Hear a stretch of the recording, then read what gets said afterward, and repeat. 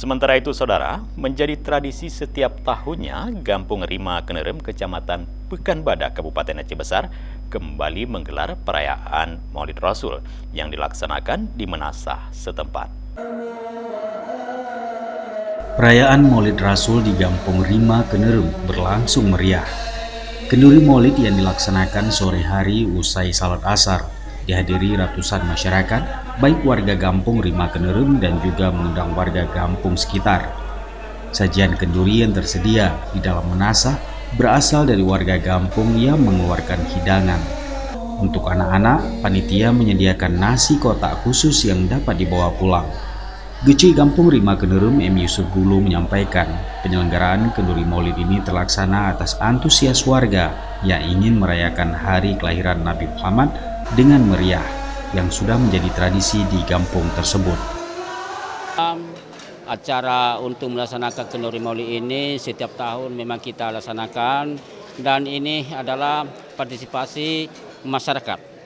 Dan kami selalu mengadakan ini adalah yang pertama-tama mengingatkan kepada generasi supaya bisa setiap tahun akan kita laksanakan yang seperti ini yang kita laksanakan pada hari ini, dan untuk juga meningkatkan silaturahmi antara desa tetangga dengan masyarakat kita di Desa Rima Kenerem ini. Dan nanti malam akan kita juga adakan penceramah. Tujuan dan maksud adalah untuk meninggikan keimanan kita dan untuk bisa juga meningkatkan kedamaian dan ada rasa kasih antara satu dengan yang lain.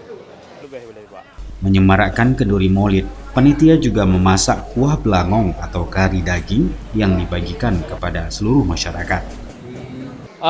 Untuk kita masakkan kuah belangon ini memang ada kita masak 8 kuali. Itu adalah memang ada sedekah dari hamba Tuhan. Alhamdulillah ada 2 orang yang memberikan sedekah, dan untuk melaksanakan masyarakat kita rame-rame untuk melaksanakannya.